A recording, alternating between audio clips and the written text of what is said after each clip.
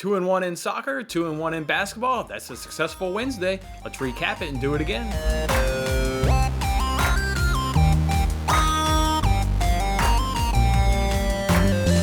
Hey, what's going on, everybody? Jason Mattis, of course, with Winning Bets, and we're on the Thursday edition here of the show, giving you guys free sports picks every single day. We talked about how Wednesday was going to be a profitable day, and that's exactly what it was. We put money up in your pocket. Let's go ahead and recap it, and then we got some good bets on today's show.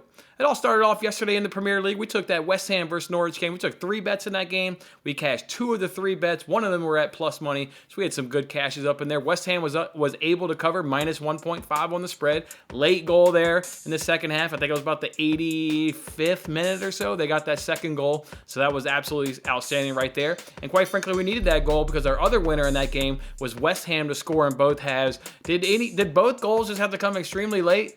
Like, we couldn't get like one late goal in the first half and like an easy goal in the second half. No, the first half goal came in about minute, I think, 43. And then the second half goal, again, like I said, just came around about minute 8 or 5 or so. So uncomfortable sweats, but we got those to go ahead and come through. We did not get their team total up over 2.5 goals, as that one just didn't hit. They had a goal disallowed due to offsides. That happens. They fell one short, but we turned a profit in soccer, almost 1 unit, so not going to complain about that one bit. And then in the NBA, it was another good night doing those NBA first quarter bets that we like. We went 2-1 up in there. We hit one of our 2 money lines. 76ers, a dramatic win.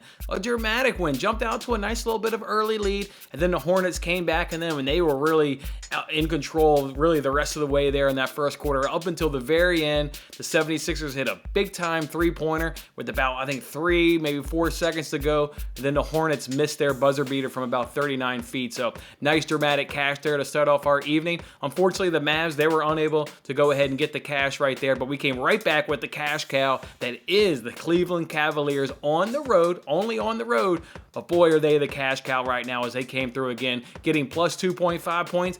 Didn't even need those 2.5 points as they comfortably beat the Jazz. They had a big lead most of the way. The Jazz did go ahead and pull it back, pulled it even, in fact, but then the Cavs got out of their little mini slump that they had gotten into in that first quarter, rebuilt the lead, held on to it, won the first quarter, put money up in your pocket. Guys, if you're not betting the Cleveland Cavaliers on the road, what the hell are you doing? You need to get on that cash cow. Overall, though, a great day, plus 1.44 units, and now up on the week at plus 2.83 units.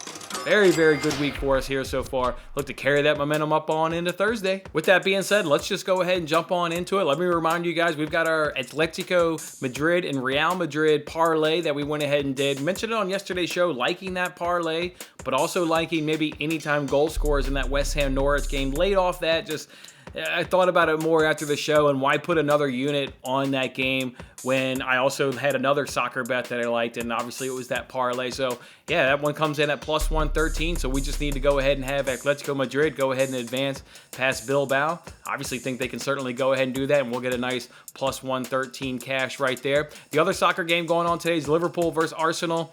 Boy, this one, you better wait and see lineups for that, because obviously for Liverpool, you got no Salah, you got no Mane, as they're in the Africa Cup of Nations.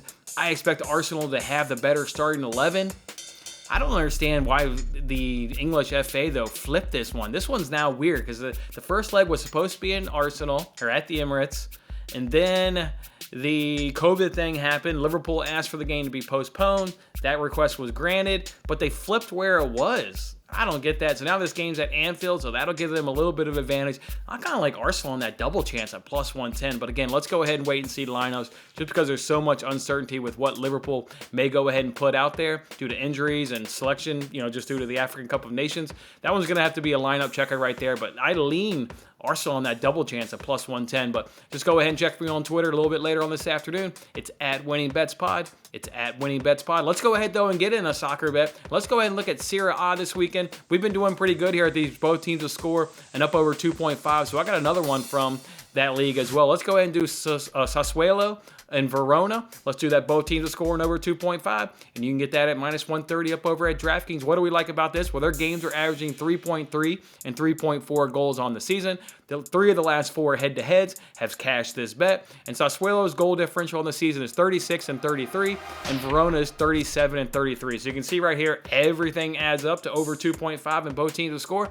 So that'll be the appropriate bet for this at minus 130 over at DraftKings. Let's go ahead and move the discussion now over to the NBA. Let's go and do this Wolves Timberwolves Grizzlies game, I'm going to do under 59.5 points at minus 118 over at FanDuel.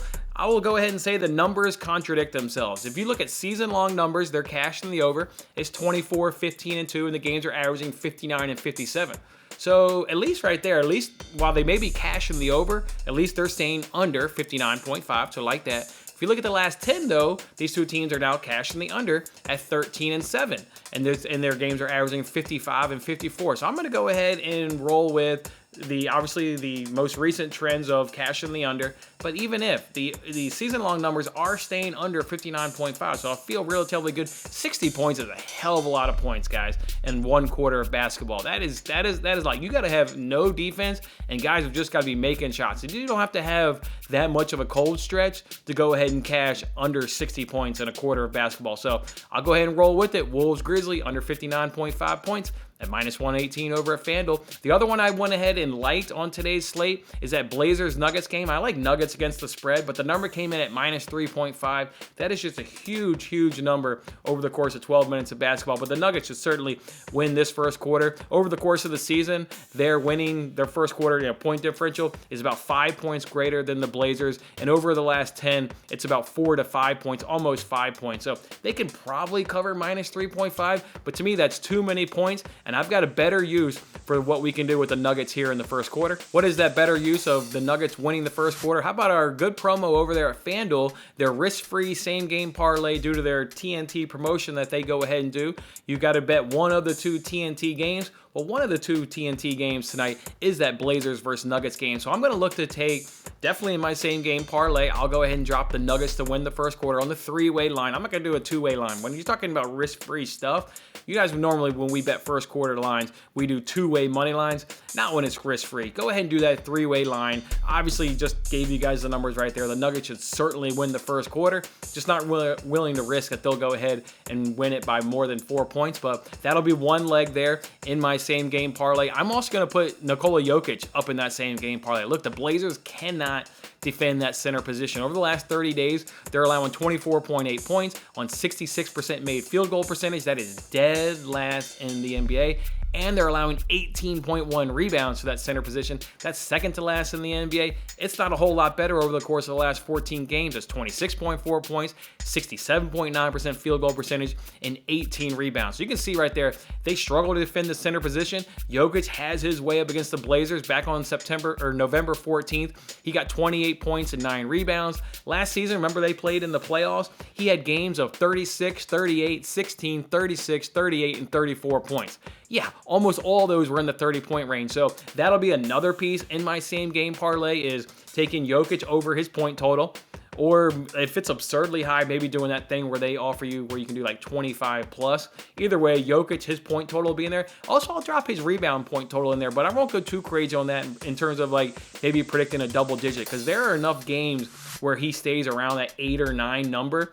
He can obviously have double digits, but there are certainly enough games where he only does about 8 or 9. So I'll be looking to take his rebound number about 8 plus, his points total at 25 plus, and then you're likely going to need 3 legs. Well, definitely need 3 legs because it's a 3-legged promotion. What we're going to do about that one is Portland is really poor at defending the three-point arc, and they're really poor at defending the three-point arc to the shooting guard. They're in the bottom 3 of the NBA in three-pointers made per game to the shooting guard. We don't know who the shooting guard is. Maybe Will Barton comes back from injury, or it's the backup. Don't know how to pronounce this guy's name, but it's Facundo Campazzo. Whatever that guy is, whoever is going to be the starter, by the time we know closer to tip-off, that guy will be in the same game parlay. So we'll go ahead and do Nuggets to win the first quarter outright on the 3-way line. We'll do Jokic points, rebounds, whatever the numbers are. We'll look to do that. And then we'll take one of these two shooting guards. We'll take their made 3-pointers, and we'll put that in there. So that'll be my risk-free same-game parlay over there at FanDuel for this evening. Let's get some football talk in here before this show ends. We got the playoffs obviously going on this weekend. Let's go ahead and look at this Bills versus Patriots game. I'm going to go ahead and take Stephon Diggs over 60.5 receiving yards, and you can get that minus 115 up over at DraftKings. Look, you saw it in that second matchup. Ignore the first matchup, right? Weather was just god-awful terrible. Couldn't throw the ball in that game. Look at that second matchup. Can't stop Stephon Diggs. I mean, to be honest, who really can stop Stephon Diggs? Everybody struggles. This guy's a bona fide Pro Bowler each and every single. You see with the Bills, or at least I see with the Bills because I watch every single Bills game and never miss a play. if they're in a big game, they just go to Stephon Diggs because he is absolutely unguardable. I mean, his separation at the line, it just really can't be beat by many wide receivers in this game. So this is obviously a big game. I expect them to feed Stephon Diggs. If they get into a tight spot within this game, I've seen it when watching Bills game where I'll be talking to a buddy and I'm like, man, this is a big game, or even talking to the white, like this is a big drive. Like they need to establish something here. Let's say they pass the ball on that drive 7 times, Diggs will get 5 of those 7 catches. They know Diggs is the guy. They will absolutely feed Diggs in big games and big drives and big moments. Patriots absolutely struggle. They don't have a bona fide shutdown corner. Stephon Diggs is going to have another big game just like he did in that second game this season. So I like Stephon Diggs over 64.5 receiving yards at -115 over at DraftKings. I am going to get some more bets in on this game. The other 2 things that I'm looking at, let's stay with the Bills here for a second. I'm going to do Devin Singletary up over his receiving yards. There was one time earlier this season, I can't remember the opponent, but we took that opposing running back from his receiving standpoint because the Patriots actually are second to last in the NFL in allowing receiving yards to the running back position. That day we got a cash, can't remember who it was.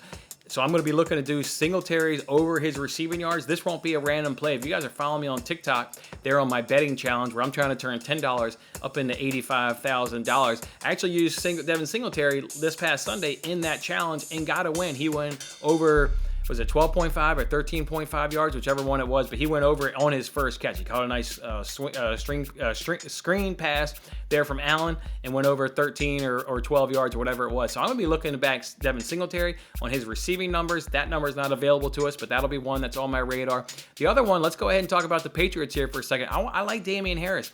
His number right now is at 56.5 rushing yards. The only reason I haven't given you this guy a bet yet is he's been limited in practice. I want one more day worth of practice report. I want to know if he's going to be a full go today because I think he can easily go over 56.5 receiving yards. I know the weather will be better, but the Patriots need to run the ball. They need to take the pressure off of Mac Jones, and they need to run the ball. That's the Bills' weakness. It's been better as of late for sure, but that is the Bills' weakness, and by far the Patriots' strength is that offensive line. I mean, absolutely by far, they are absolutely good in the trenches from an offensive standpoint. I mean, even in the second matchup, obviously he went over that total in the first matchup when all they did was run, but even in the second matchup, he went well over 100 yards, or not well over 100 yards, I mean, he went well over this number, 56.5. He got over 100 yards. I think it was 102 or 103.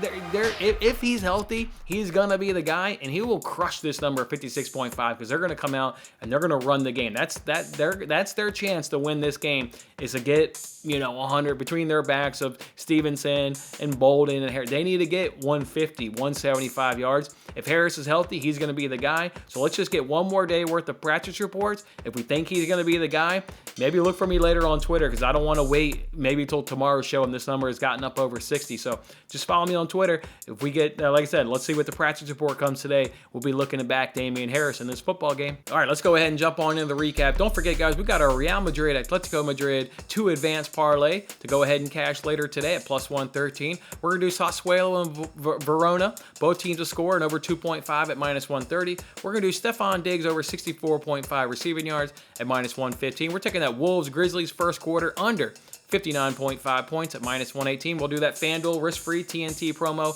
And also later on this afternoon, I'll be getting on YouTube here with the Hockey Squirrel. He's going to be coming back for his Thursday appearance here on my channel. Whatever hockey bets he gives us on that show, we'll go ahead and make those official plays here. So just look for that from the Hockey Squirrel. And then also later on today at 11 a.m. Central Time between the posts. It's been a while since Matt and I have gotten together just because of the holiday craziness, obviously. Well, we're coming back today at 11 a.m. Central Time to break down all 10 Premier League games this weekend. We'll give you guys our leans and official bets for this weekend. So make sure you check that out. It'll be between the posts at 11 a.m. Central Time. All right, guys, that's how we're going to do it on Thursday. Pumped for today's slate. I think we've got some good bets. I'm really looking forward to this FanDuel promo. We've had a couple of these this season. I think maybe 3-ish, if I recall collectively, maybe 4, maybe 2, whatever it is. I feel good about today's. I feel good about backing these Nuggets up against these Blazers today. So we're going to have ourselves a nice Thursday. Come on back on tomorrow's show. We'll roll out more soccer bets. And of course, we'll roll out the NFL bets as well and NBA action for Friday night. It's a big night of NBA action on Friday night. Go enjoy your Thursday, and we'll see you back here tomorrow. Thanks for watching till the end. I'm Jason Mattis. Any love you can show by giving me a like, a subscription, or a comment, or even just share this video is very much appreciated. And don't forget to turn on your notifications to increase your chances of locking in the same odds as I talked about today. And check out my other great videos in these corners.